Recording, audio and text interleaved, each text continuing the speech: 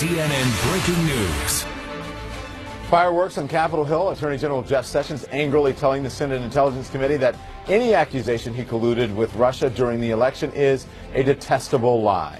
This is CNN Tonight. I'm Don Lemon. Meanwhile, Sessions infuriating Democrats on the committee by refusing to reveal any private conversations with President Trump.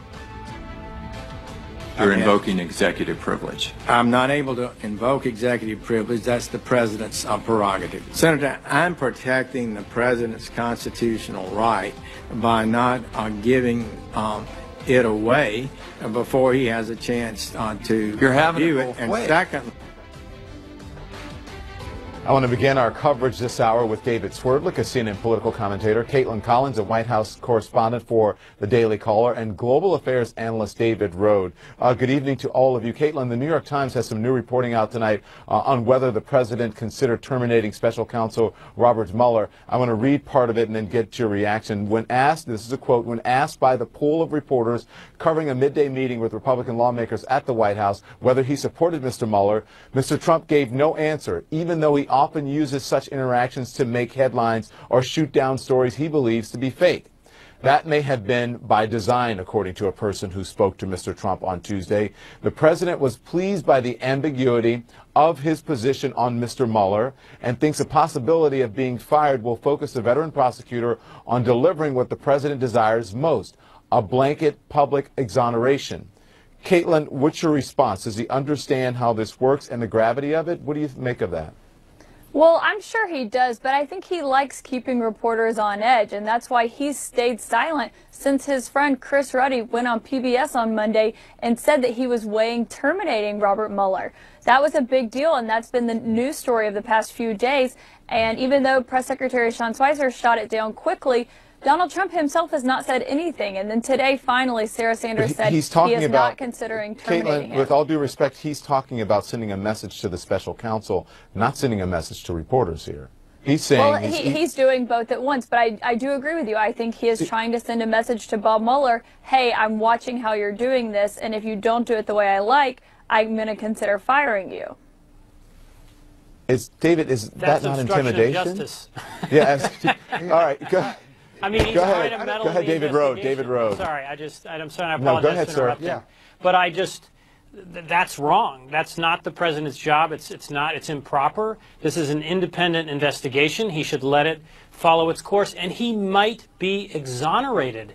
If he would let it follow its course, it might work for him. And if he would show more patience, this kind of messaging that he's going to intimidate the independent counsel, he's going to pressure him to come out with the investigation the way the president wants.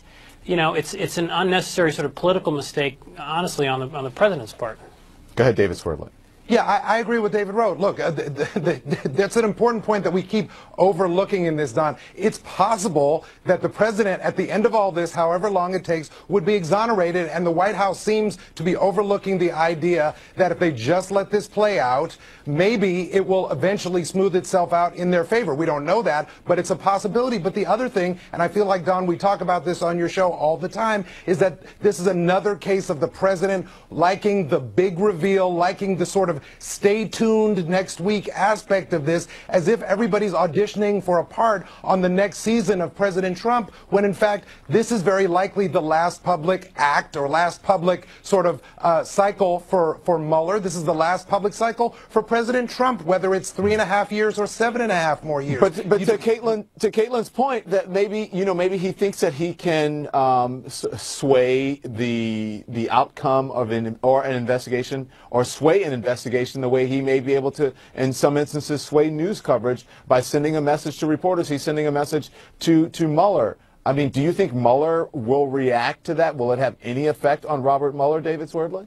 It's possible that the president thinks that, but I just don't see how, based on everything we know about Mueller, what the incentive for him would be to be swayed in any way, one way or the other, by the president dangling this idea of him being fired over his head. Mueller was the head of the FBI for 12 years. People on both sides of the aisle say he's a person of complete integrity. The idea that he would be swayed by the possibility that this would be cut short, and him knowing fully what would happen politically politically at least, if he was fired, just seems to me to be only in the mind of the White House. Caitlin, you heard both Davids here. David Rode first said he believes it's obstruction.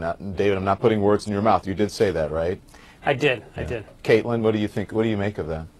Well, I think that's a hefty charge to make. I'm not going to disagree. I'm certainly not going to agree, because I think that there's a lot left to be desired and a lot left to know about this, and we need to hear from the president himself on this. You know, he has supported Bob Mueller when he was initially appointed as special counsel, and I found out today, I confirmed that he did interview Bob Mueller to be the next FBI director when he was interviewing everyone after he fired James Comey. And Sarah Sanders confirmed today on Air Force One that he interviewed Bob Mueller the day before Bob Mueller was appointed as special counsel. I want to read this is another quote from this piece tonight. In recent days, the president has told his staff, his visitors, and his outside advisors that he was increasingly convinced that Mr. Mueller, like Mr. Comey, his successor as director of the FBI, was part of a witch hunt by partisans who wanted to see him weakened or forced from office. David Rode, what do you think of that? It's the same kind of, sense in the White House that they're under siege, and I understand their frustration. I mean, this just continues to dominate the news. But Mueller was appointed by Trump's deputy AG. How is that a witch hunt? Well, it's, again, I guess I'm with David's word, like in that I think Mueller has nothing to lose. He's a decorated combat veteran, served in Vietnam, oversaw prosecutions of John Gotti and Manuel Noriega, so he's not going to be intimidated. He believes in the rule of law. He will want this. Mueller will carry this out very thoroughly, but also very slowly. So, again, I don't think this tactic's going to work.